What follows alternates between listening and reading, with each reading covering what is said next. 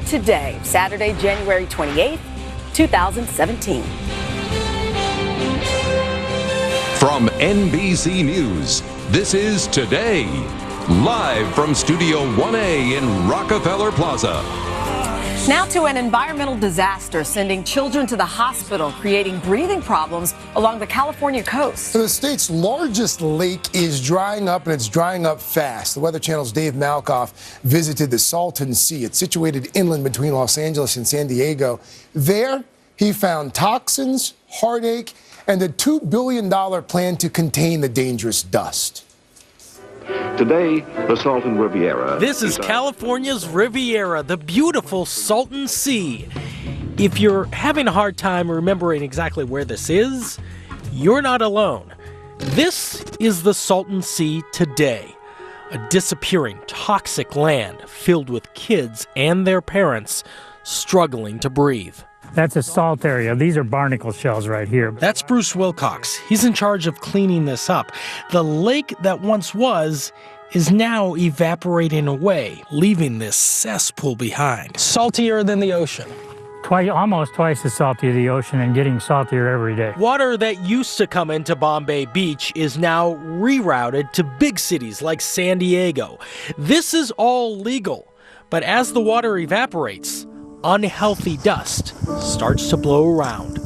Now, sitting here on my couch, it's impossible to translate to your couch just how big the Salton Sea actually is. You'd need Google Earth to see something like that. You need to see it from orbit.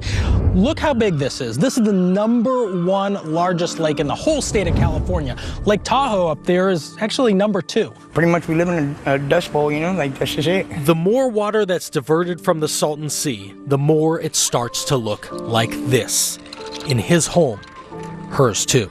That's all I got. You know what I mean? I stay home. I'm gonna stay home, Dad. Andrew Cobb Jr.'s son, Little Drew, had a near-fatal asthma attack.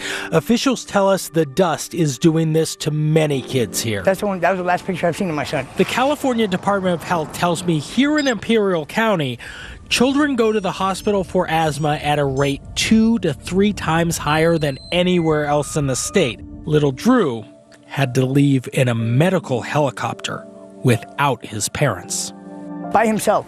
We had no way to get him there. We had no money to pay somebody to take us because we don't have a vehicle. We test the areas for arsenic, for cadmium, for lead, mercury. These are heavy metals that get into kids' blood. They could certainly, yes. He had IVs in his neck and his arms. He had a tube down his throat. The state has a plan to stop the dust from blowing. One idea is to build a kind of moat around the entire lake, trapping the dust. But that is expensive. We have $80 million right now of funding. $80 million, and you need? Upwards of, what did I say, $2.5 billion? Yeah, that's a long way to go. It is.